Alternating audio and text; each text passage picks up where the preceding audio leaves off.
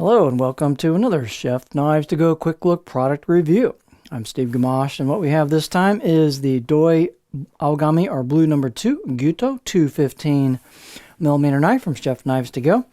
And so as advertised, this has a core steel of Aogami or Blue paper number 2 reactive high carbon steel, and the construction is 3 layers. So on either side of that hard core steel in the center, you've got a soft iron reactive cladding. So this is not stainless, semi-stainless anywhere. It's all reactive, including the core steel and the cladding. So you'll have to care for it appropriately.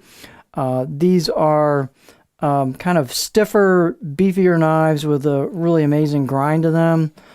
These are quite something in person, but they're a little on the heavy side and quite stiff. So it's definitely kind of a middleweight with some weight forward balance to it. So weight on this particular one is 207 grams or 7.3 ounces. Heat treat should be around the 62 Rockwell range.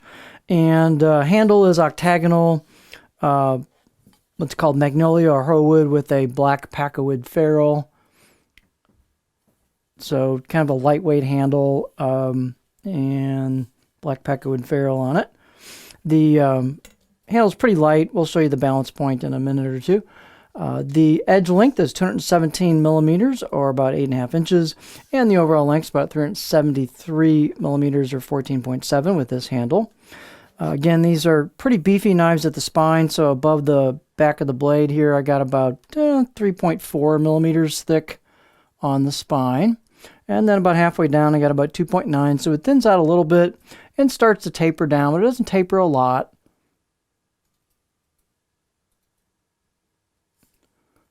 And waiting for the camera to focus, but it does thin out nicely towards the tip. These have a really nice grind to them, and then it also thins out nice at the edge. So these should perform above what you think they would based on the thickness, because the grind is really well executed. So you can kind of see that grind about right in there, about right there where that changes. So you can kind of just feel that start to thin out towards the edge. Height on this is 50.8 at the back, so it's got plenty of height to it. Let's see, let's get our beauty shot here.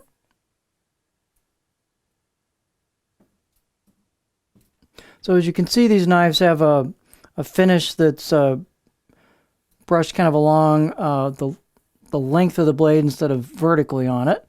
So if you have any scratches on there, that'll help hide that, because that kind of goes with the grain, if you will. This has a hand engraved kanji on it. You can run your fingers over that and really feel that. So very nicely done. You can see the core steel peeking out from the cladding right here. This is the left side of the blade. It's got some embossed kanji on it, markings.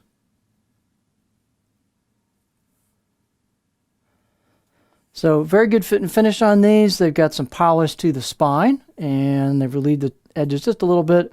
They've done a nice job of relieving the choil back here, where it goes into the neck right there. So very nice fit and finish out of the box.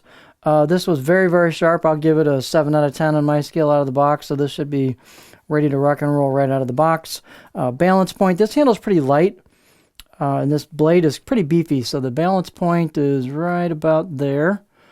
This might be an excellent candidate for a custom handle, because you could use different woods, specify what you want, get something, maybe the handle just a little heavier, might bring the balance point back to more of a pinch grip area, but it definitely has kind of a good, solid weight forward feel for some muscle.